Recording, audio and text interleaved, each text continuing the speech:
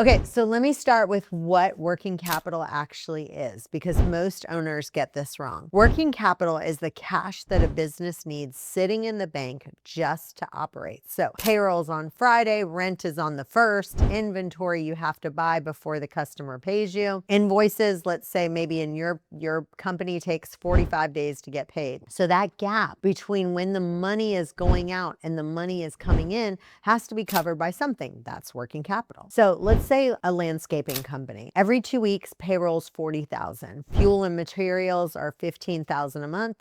A customer pays 30 to 60 days after the job. So that business has always about $100,000 out the door before the money comes back in. That's $100,000 in working capital. Without it, the business can't make payroll unless you start saying, look, I'm not doing business this way, right? Like, I'm a landscaping business. This guy over here decided to make everyone pay 30 to 60 days after the job. My new plan is, if you want your lawn done, you have to pay for it in advance. So that's a way that you can actually, sorry, I decided to eat something right before I filmed, which wasn't a very good idea. So yes, so what you can do is go ahead and make some adjustments so you don't have to put out so much on that, but it still is something you have to deal with. So here's the part that trips people up. The cash sitting in the business bank account belongs to the seller. It doesn't count towards the sales price. So when you sell a business, you're selling the equipment, the customers, the names, the systems, the cash flow. The money in the checking account, that when you sell it, that's yours. That's the seller's, right?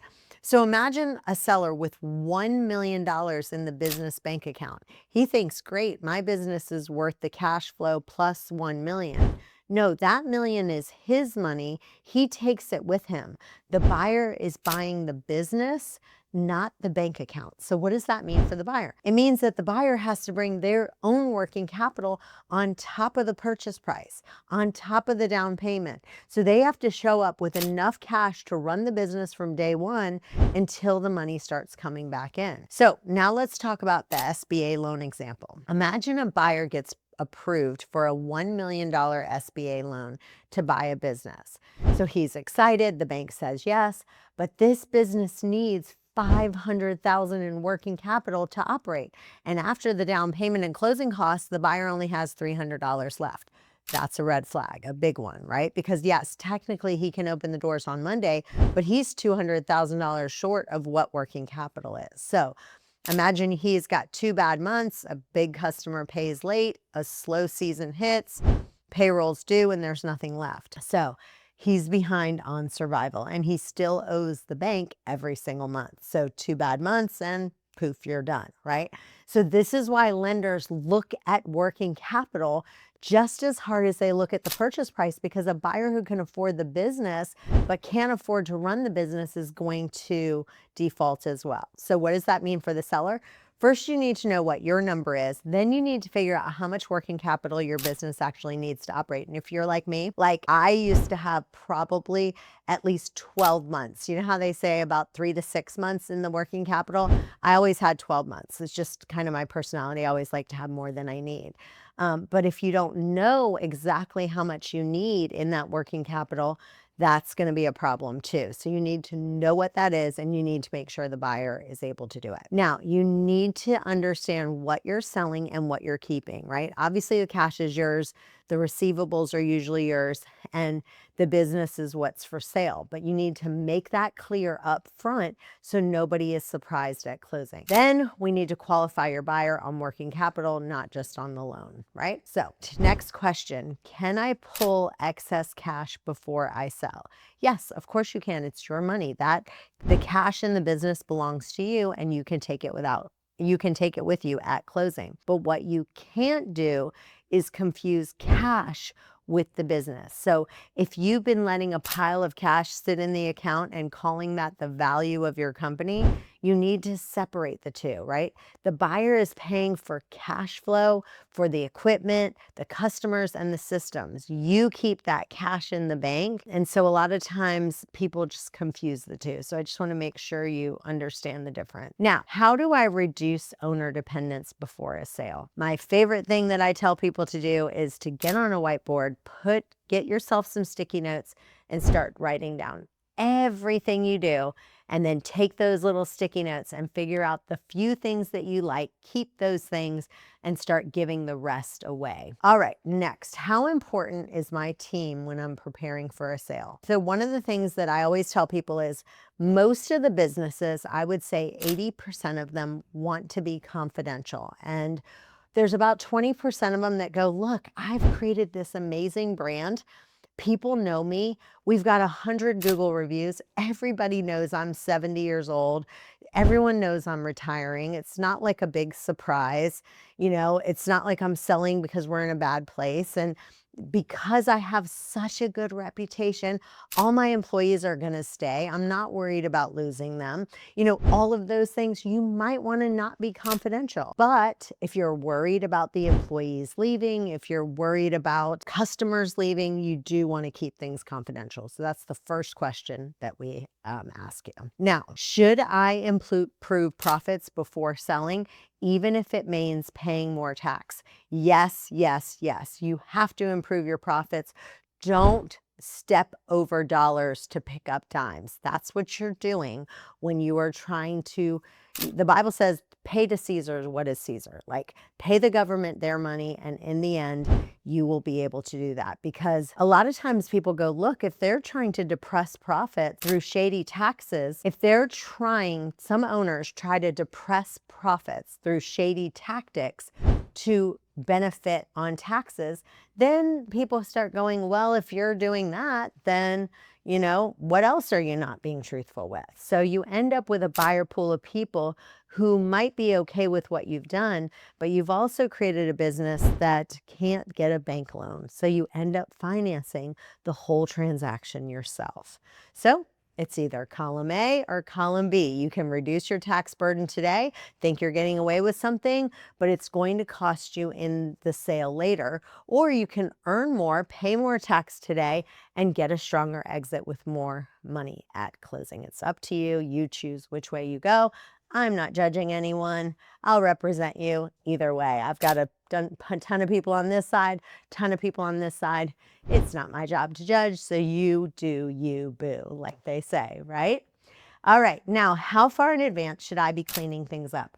What I say is people mostly look at 2 years prior to the deal. So the problem is picking a target date. Oh, I'll start cleaning up 2 years before I'll clean things up. Guess what? The top reasons people sell is only retirement is the one that they plan for. So burnout, boredom, divorce, poor health, relocation, none of these things give you 2 years notice. Like when you find out, I'm working with a guy right now, poor thing. He's in the hospital. He's like, has heart problems. There's all kinds of things. Life happens, right? So you have to plan for things change on the dime. You need to be able to prepare in a moment's notice and keep your books as clean as possible. I want to make sure one last thing on confidentiality that's so important, because a business's goodwill can be destroyed if people find out it's for sale and all of a sudden the employees are like, oh my, people who've been with you for 10, 15 years, and they're like, I don't know what the new buyer's going to look like. I might not like them. I better just go get another job. So that kind of stuff you really do need to be careful with. Now, how do you market a business without telling everyone it's for sale? Well, guess what? We call it a blind listing. It basically describes the business without identifying it, right? So it would say like wonderful pool company for sale, right? In Texas or whatever. So you're telling all the things about the business, but I can say it's in the whole state of Texas. I don't need to say it's in this city. Trust me, we can make it a buyer-facing marketing document. It tells the whole story about the business, why it's great, why someone should buy it, but I don't ever have to tell the name of the company. Okay, I want to explain goodwill because it's really a little bit complicated to understand. So, in a nutshell, goodwill is the difference between the value of the tangible assets inside the business and the value of the business. Let's say you have an Instagram, TikTok following, and let's say you have a clothing company and it has 100,000 real followers. The followers aren't a physical asset, but having an audience of 100,000 people ready to buy, that's goodwill. Great Google reviews. That's another great example. So let's say you have two car detailing businesses. They have the exact same equipment.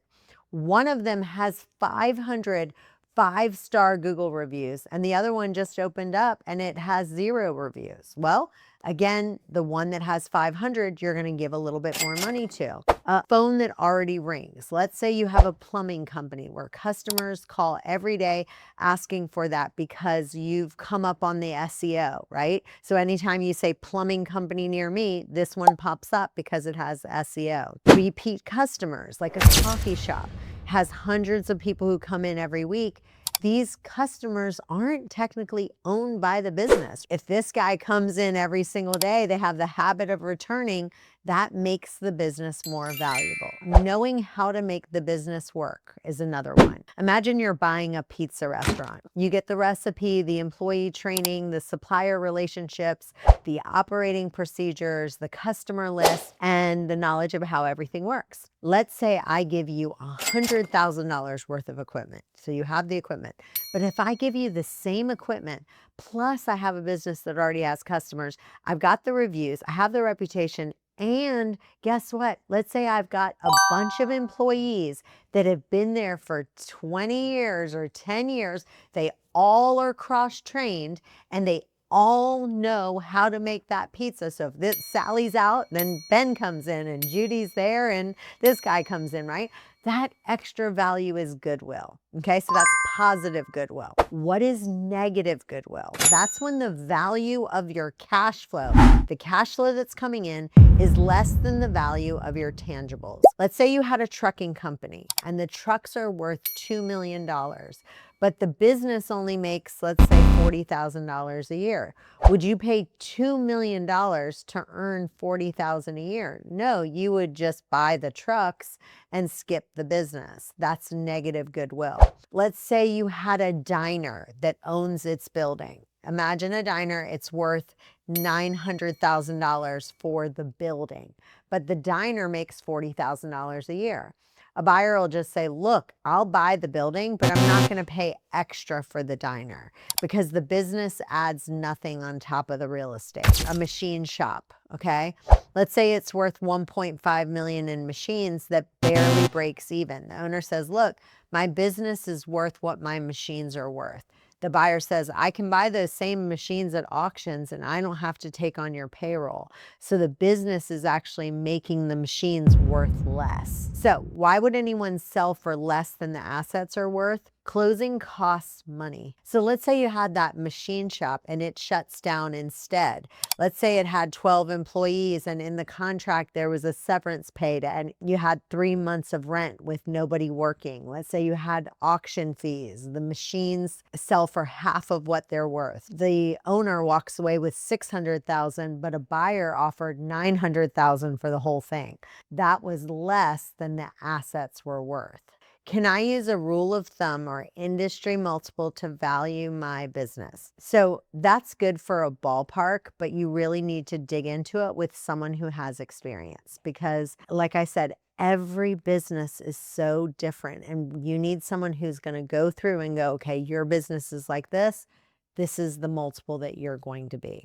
What if your business owns real estate too? Those are two separate investments. Investing in real estate is different from investing in a small business. So they each need to be evaluated separately. That's why, some kind of businesses, like if you had like a special care home, like a nursing home, if you had a mini storage, the real estate and the business are essentially one thing. A motel is another perfect example. The motel and the building. If it's a motel, someone else is going to probably buy it to be either a motel or maybe even apartment. That's where you have to look at some businesses, we evaluate them separately. Some of them, they kind of get tied a little bit more closer together. What if my books include personal expenses or unrecorded sales? This is where obviously people do this to save taxes today. But I tell people it ends up costing you in the long run. So unless you're willing to do what it takes to sell the business, you might have to do some seller financing. We have someone right now who's selling a business. He's like, look, I'm taking an extra $400,000 in cash and I'm not reporting that. Okay, well, that's fine, but no one's just going to take your word for it and go, okay, sure, no problem. And let's say it's a 3 times multiple. Okay, I'll just pay you an extra 1.2 million. So in that case, let's say we validate the business making $1 million a year. And then we say it's a 3 times multiple. 3 million you can pay me up front. That extra 400,000 per year, which would add on a different 1.2, you're going to have to do that with seller financing because someone's not going to just be like, okay, no problem, let me take your word for it. Now, what are my main exit options? Probably more than you think. So first of all, obviously you can do an outside sale. You could sell to one of your employees, someone in management. You could sell to someone in your family. You could do a liquidation. Like there's all kinds of different things, but the ones that get you the highest price almost always is an outside sale. Now, people ask me, should I sell to an outside buyer or someone who's already in my business? I always say selling to an employee is always a real option, but it comes with a lot of issues. And usually when you sell it to someone in the business, you end up not getting as much if you sell it to someone outside of the business. Another one is family succession always the best option? Now, let me say this. I'm telling you, I get on a call with these people week after week. Everyone's like, literally in tears. Guys, 60, 70 years old, like, I really wanted to sell it to my kids. My kids don't want it. It really hurts my feelings. And because they want their legacy to last, like they've poured their heart and soul for 30 years into this business, funeral home, let's say. They have a funeral home, they want to pass that legacy on, and the kids are like, I don't want to deal with dead bodies. That's not my thing. That's not fun. That's not exciting. You just have to go, but your legacy can pass on to someone else. It doesn't have to be your family. What makes the business more attractive to buyers? Number 1, clean financials. Number 2, documented processes, a capable team. Like they don't have to train someone. The people say they're willing to stay. They've been there 10 plus years. That's really important. Reasonable working capital where they're not, look, you got to have at least $1 million in the bank because you don't know, you've got a lot of highs and lows. And then cash flow that doesn't depend on you personally as the owner. As I always say, the more valuable you are to the business, the less valuable the business is. So next question, why does working capital matter so much in negotiations? The reason is because working capital is a real part of your business.